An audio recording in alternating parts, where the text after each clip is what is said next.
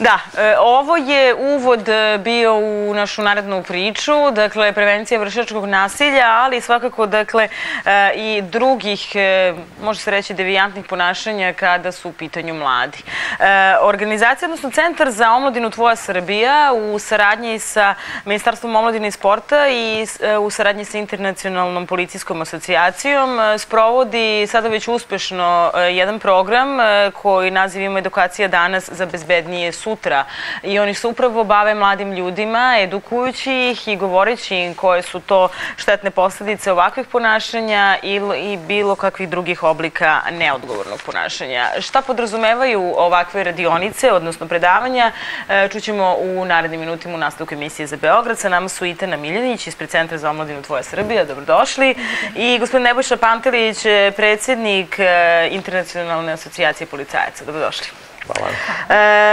Pre svega, hajde da krenemo zapravo od nekih činjenica. Evo, danas je objavljena jedna vest. Naime, na opštini Voždovac će se u okviru škola ispitivati tragovi narkotika. Ja verujem da ste vi upoznati sa ovom činjenicom, gospodine Panteliću. Dakle, postoje određeni detektori i supstance koje ukazuju na to da li su korišćeni ili ne u okviru škola, odnosno školskih klupa ili gde god neki narkotici. Kako vi vidite ovaj pokušaj? Dakle, to je također jedna od značajnih stvari za prevenciju i kasnije saniranje posljedica eventualnih. Svakako, sve što je u interesu dece i omladine i prevencije, uvek to podržavamo. Ja vam mogu govoriti s aspekta Međunarodne policijske asocijacije, ne bazirajući se samo na Srbiju, gde je takva praksa i tekako prisutna u svetu, zato što je ova pojava, ova pošast i tekako također prisutna u svetu, i svakako da je naša država na pravom putu da uvede nove oblike prevencije, uključujući ovako neke tehničke uređaje i nove metode gdje će policija svakako dati svoj značajan i maksimalan doprinos u interesu svakako dece i omladine koje su naša budućnost. Nije to svakako lako, da se razumemo. Lepo je to tako najaviti i svi mislimo to je tako idealno i to je lako i rešit ćemo probleme. Ne može da reši problem jedna mašina. Znači, problem se rešava na neki drugi način, problem se rešava u našoj svesti, problem se rešava u porodici.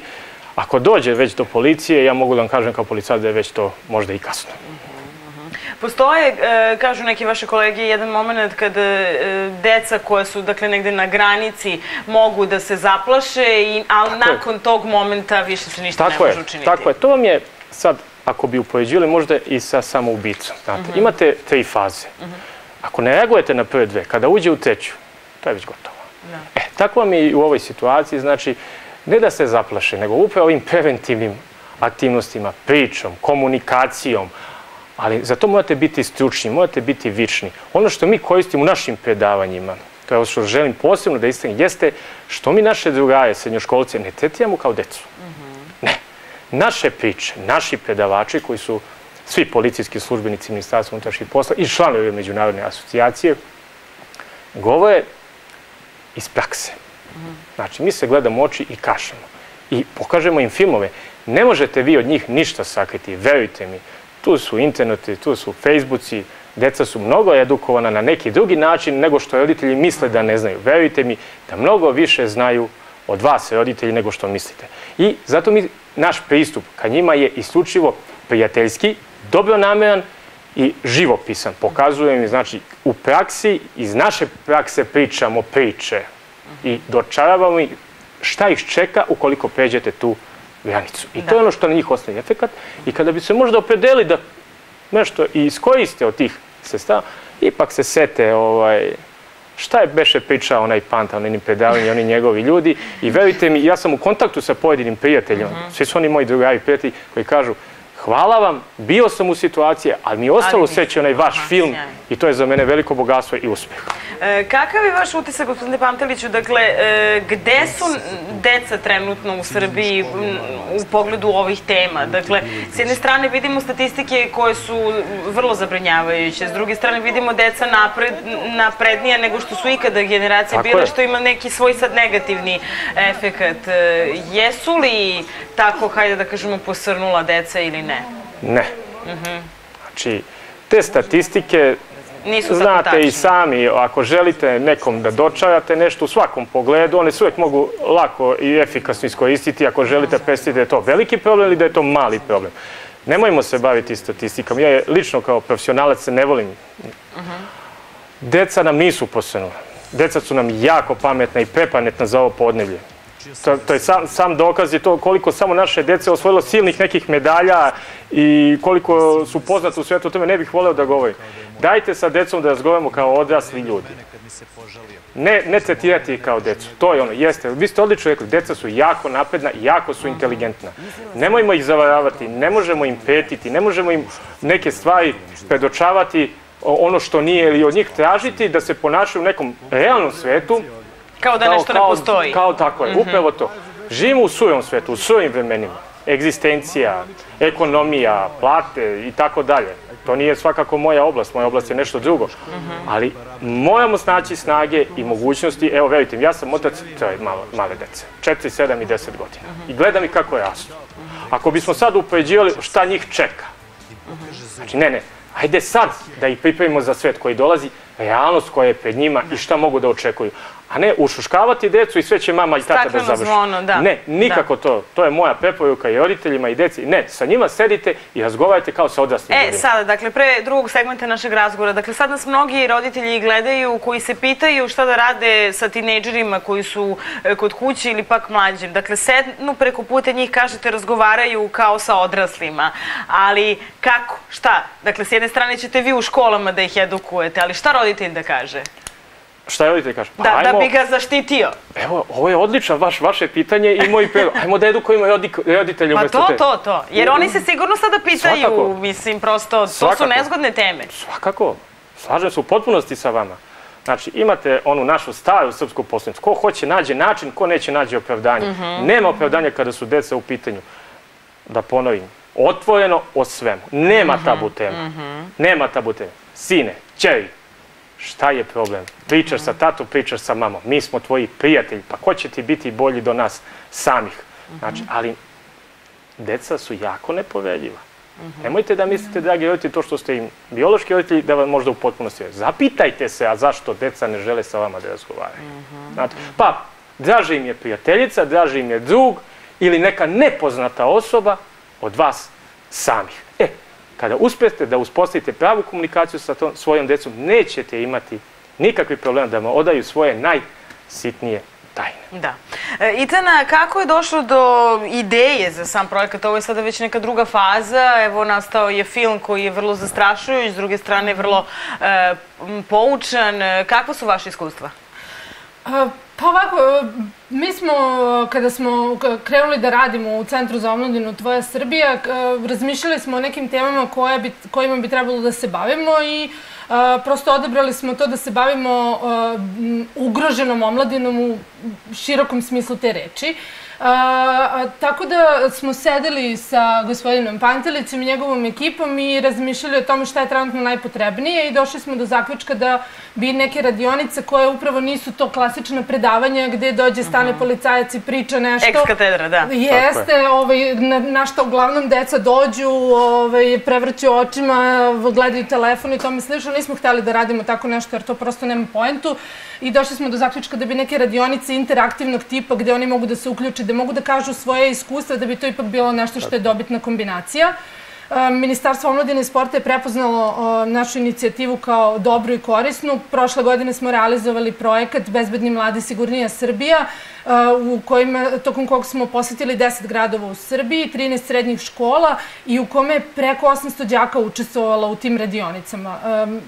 Evaluacije koje su đaci popunjavali nakon radionice su nam rekle da su oni sami smatrali te radionice vrlo korisnim, da su jako mnogo toga naučili i da su prosto videli neke pretnje za koje ranije nisu smatrali da to jesu. Konkretno kada je u pitanju, ajde da kažemo, malo prevencija korišćenja opojnih sredstava i vršnjačko nasilje, to je nešto čega ima dosta u medijima, pa prosto su sa tim upoznati. Međutim, meni je, na primjer, bilo jako veliko iznenađenje to koliko trgovina ljudima zapravo nije nešto što oni smatraju realnom pretnjom. A što je danas, pogotovo kada je u pitanju Facebook, razne društvene mreže, prosto niste uopšte ni svesni toga koliko ste izloženi riziku.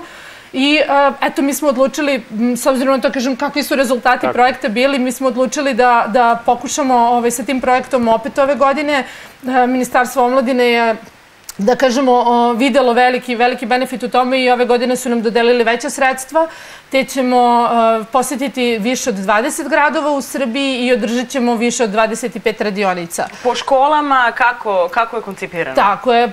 Radionice su, mi smo objavili poziv, poslali smo svim srednjim školama u Srbiji poziv, škole su se odazvale, mi smo uradili selekciju, da kažem, na osnovu nekih podataka, neke situacije sa lokala, gledali smo da biramo škole u kojima ima potencijala za više učenika sa nekim problematičnim ponašanjima. To su uglavnom škole kojima ima puno dečaka, znate i sami, pogotovo kada je to... Određene specijalizovane srednje škole, da. Tako je, u kojima, prosto tamo gde ima više dečaka, tu su i veće situacije za vršnjačko nasilje, tako da smo tom nekom selekcijom gledali da odaberemo škole kojima je to najpotrebnije i da odemo u one sredine, pre svega u koje se ne ide često. Ima jako mnogo opština u Srbiji u koje se prosto ne ide, niko ne dolazi, tako je, niko ne radi ništa i mi smo odlučili da tim opštinama damo prednost i da odemo u njih i ove godine ćemo pokriti stvarno od tamo gore Srbobrana, Tutina u Vojvodini, pa još i severnije dole do Leskovca, onako smo baš pokrili celu Srbiju što se tiče radionice. Dužni smo gledalcima takođe i objašnjenje da je ovaj film, delić filma smo videli, zapravo urađen po istinitom događaju. U Novom Sadu se ovakva stvar desila i to je samo jedna od priča, nažalost. I videli smo, gospodine Panteliću, na kraju ovog segmenta da se Srbija ne nalazi na baš zavidnom nivou kada je u pitanju rešavanje problema vršnjačkog nasilja, šta više na visokom smo mestu kada je u pitanju nerešavanje ovog problema. Šta reći? Dakle, kako dalje i zapravo kako rešavaju to zemlje u okruženju, s obzirom da ste predsjednik ovakve jedne asocijacije policajaca, dakle, kako druge zemlje se bore s ovim problemom? S aspekta ove asocijacije mogu da vam kažem da postoje, kao i kod nas, specijalizovane službe, naravno. Ali te specijalizovane službe u svojim sastavima, znate, imaju određene podgrupe ljudi koji čak u određenim situacijama, kada rade sa decom ili neko ko je zavisnik od neke, što se kaže, bilo od droge ili od neke druge bolesti, oni sa njima ne rade samo u radno vreme, znate, nego se druže sa njima i vikendom i odlaze im na kuću i popodne.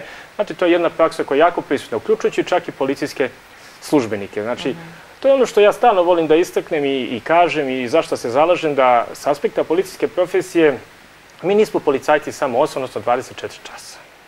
Znači, uvek smo tu i naša je dužnost da činimo za zajednicu sve što možemo. Jer što duže budemo činili dobra dela, duže ćemo i trajati.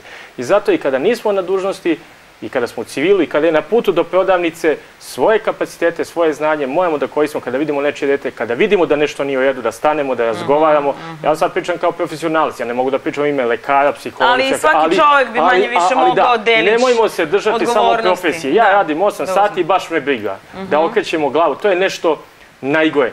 Pitam samo za savest ljudi koji su zaduženi da vode računa o deci, ako u momentu kada nisu na poslu krenu kući i okrenu glavu od nečega, što je jako prisutno, zamislite samo da je to možda sutra biće vaše dete, pa će isto tako neko drugi okrenuti glavu. Naše prisustvo određenih službi, znači, prevashodno polazimo od kuće.